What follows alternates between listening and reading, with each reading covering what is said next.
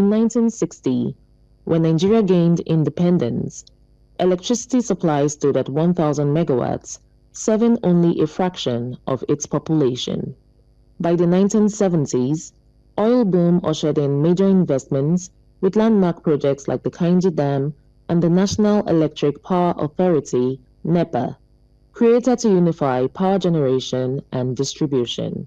And by the 1990s, epileptic power became the norm, with NEPA gaining the infamous nickname, "Never expect power, always."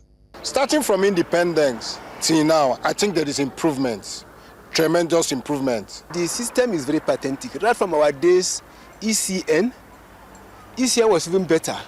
Then the population was not as much as this. But when it got to PHCN, forget it. Up till now, nothing to show, nothing to write to me about. How will NEPA just strike without any notice?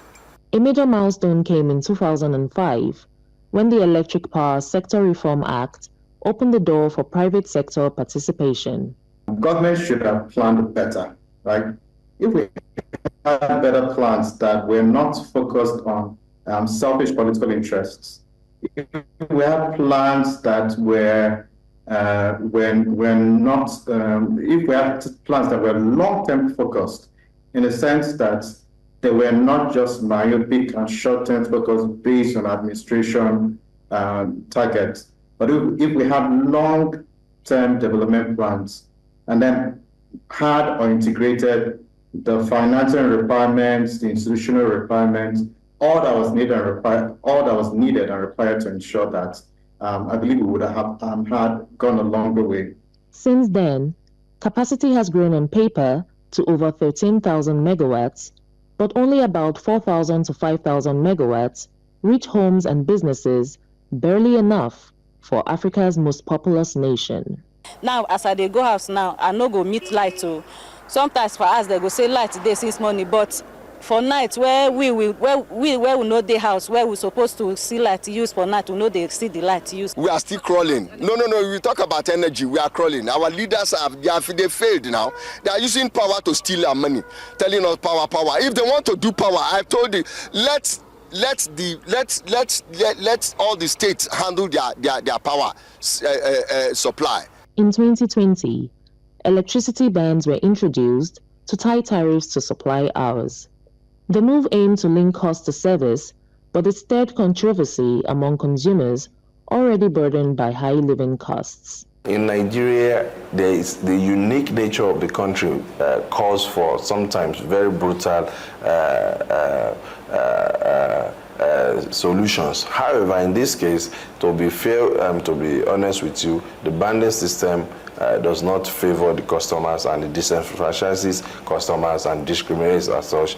And power system engineers worldwide and nationwide, in particular Nigeria, have called on the authority to remove the band system.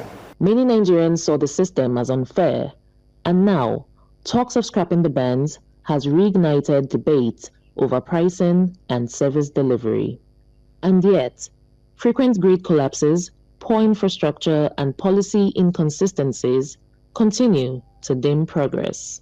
States now have the opportunity to regulate the generation, the transmission, and distribution, supply of electricity within their domain. This is what the focus of the country should be in the power sector. Let all states go and take account and ownership of the development of their people. The first and the highest priority should be ensuring that we have a stable, reliable, efficient, and competitive grid, right? A grid that is able to remove or to have redundancies that mitigate against system collapses, right? A grid that has the customers completely metered so that you can account for power that is being generated, transmitted, and distributed. Nigeria's power story is one of ambition and setbacks.